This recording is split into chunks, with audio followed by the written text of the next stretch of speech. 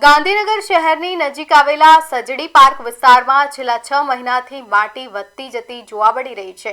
ચરેડી ચોકડીથી લઈને અંતિમ ધામ માર્ગ પર દબાણ દૂર કરવામાં આવ્યું હતું। ત્યારબાદ રોડ બનાવવાની કામગીરી શરૂ થતાં ભારે માટી થઈ ગઈ છે। હાલ પરિસ્થિતિ એવી છે કે માટીના કારણે રોડ દેખાતો નથી। અનેક વાહન ચાલકો અને સ્થાનિકો પરેશાન થઈ રહ્યા છે। ખાસ કરીને રાત્રે લાઇટ ન હોવાના કારણે માટી દેખાતી નથી અને અકસ્માત થવાની શક્યતા વધી રહી છે।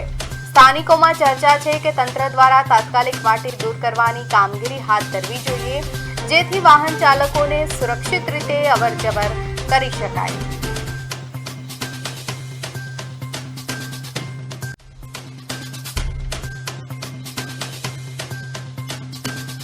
हाल આપણે ઊભા છે જે જીબી કોલોનીની બાજુમાં સંજરી પાર્કનો મુખ્ય દરવાજો છે। ત્યાં હાલ તમે મુખ્ય દરવાજો દેખાય તો નહીં રહ્યો, પરંતુ જે માટી છે, માટી તમે જોઈ શકો છો એટલી હદ સુધી વધી ગઈ છે કે અહીંયા જે બાઇક વાહન ચાલક આવે છે બાઇક સાથે તે આખો ડગમગી જતો હોય છે। અત્યારે મારા કેમેરામેનને કહીશ કે જો અત્યારે એક બાઇક વાળી આવે છે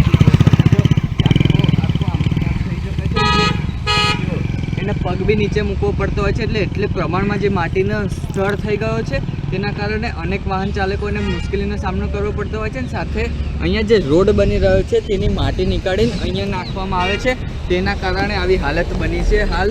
અને આ સંજરી પાર્કના અને જીબીના જેટલા સ્થાનિક રહેવાસીઓ છે અને વાહન ચાલકો અહીંથી અવારનવાર પસાર કરતા હોય છે તેમને મુશ્કેલીનો સામનો કરવો પડતો હોય છે। ને જે રાતનો સમય હોય છે, રાતના સમય અહીંયા સ્ટ્રીટ લાઇટ ઉપલબ્ધ છે નહીં। એક સ્ટ્રીટ લાઇટ છે એ બી તૂટેલી છે, તે થાંભલો આખો તૂટેલો છે, તેના કારણે અહીંયા રાતે દેખાતું નથી। અને દરરોજ 2-3 દિવસે 1 થી 2 વાહન ચાલકો અહીંયા પડતા હોય છે। બીજો એક વાહન ચાલક છે અહીંથી જઈ રહ્યો છે, તમે જોઈ શકો છો કે આખું વાહન ચાલક જાય છે ત્યારે માટી બી એટલા પ્રમાણે ઉડે છે, તેના કારણે જે પોલ્યુશન થાય છે એ બી વધતું જાય છે। શ્લોક ચૌહાણ, પાટનગર નેટવર્ક ન્યૂઝ, ગાંધીનગર।